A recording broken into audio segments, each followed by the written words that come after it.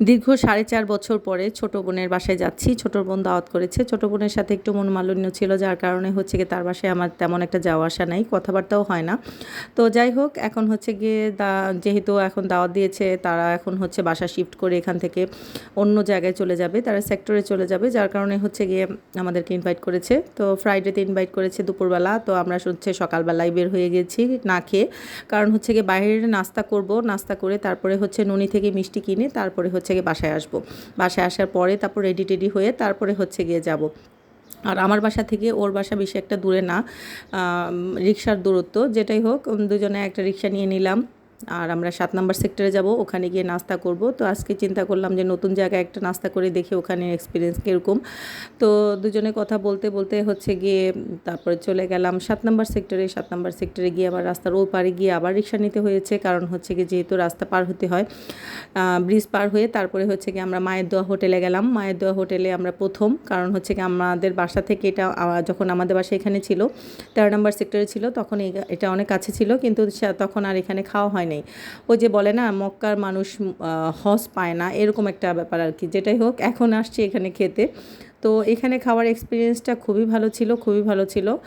আর আমি 10-এ 10 দিব, কারণ হচ্ছে কি তাদের পরোটাটা এত বেশি মজা, যেটাকে কি বলে থাপড়াইন্না পরোটা বলে, সেই পরোটা হচ্ছে গিয়ে এটা। তো এটা কিন্তু আমি মানে সচরাচর তেমন কোনো হোটেলে পাই না। তো এটা খুবই খুবই মজা। তো আমি অ্যাজ ইউজুয়াল সবসময় যেরকম ডাল দিয়ে খাই, আমি শুধু ডালই নিয়েছি, আর আমার হাজব্যান্ড ডাল ভাজি নিয়েছে। আর সকাল থেকে এত পরিমাণ ভিড়, কারণ ফ্রাইডেতে অনেকে বাইরে নাস্তা করে, অনেকে পার্সেল কিনে নিয়ে যায়। তো বাসায় অনেকে কমই নাস্তা বানায়, শুক্রবার দিনটা অনেকে নাস্তা বাইরে থেকে খাওয়া পছন্দ করে। তো আমরা হচ্ছে কথা বলতে বলতে আমাদের নাস্তাটা কমপ্লিট করছি। আলহামদুলিল্লাহ অনেক ভালো লেগেছে এখানের নাস্তা। আর এখানে পরিষ্কার পরিচ্ছন্নতাটা সবচেয়ে বড় কারণ হচ্ছে গিয়ে যে কোনো হোটেলে, এটা এখানে দেখলাম একদম 100-এ 100, খুবই সুন্দর পরিষ্কার পরিচ্ছন্ন। পরিচ্ছন্ন জায়গাতে খেতেও কিন্তু খুবই ভালো লাগে। আশেপাশে যখন দেখবেন আপনার সব কিছু পরিষ্কার, তখন কিন্তু এমনিই ভালো লাগে। তো আমার চা চলে আসছে, আমরা 7 আপ খাওয়ার পরে হচ্ছে গিয়ে চা খাচ্ছি।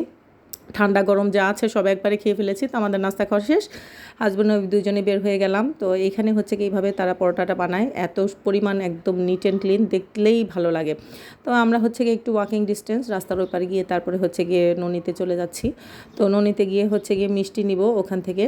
আর আমি প্রথমে বলেছিলাম আমার হাজব্যান্ডকে যে ফল নেই, তো আমার হাজব্যান্ড বারবার বলল যে না, ফল নিব না, মিষ্টি নিব। তো তার কথাই রাখলাম, তো আমরা ফল না নিয়ে মিষ্টি নিচ্ছি। আর এই গুড়ের সন্দেশ সবসময় আমি যেটাকে জানতাম, এটা আজকে জানলাম এটা হচ্ছে চকলেট সন্দেশ। কিন্তু আমি সবসময়ই জানি এটা গুড়ের সন্দেশ, আর বলিও সবসময় গুড়ের সন্দেশ, আসলে কিন্তু এটা হচ্ছে চকলেট সন্দেশ। তো আমরা হচ্ছে গিয়ে হাফ কেজি করে 1 কেজি মানে 4 পদের মিষ্টি নিয়েছি, আর হচ্ছে গিয়ে দই নিয়েছি একটা।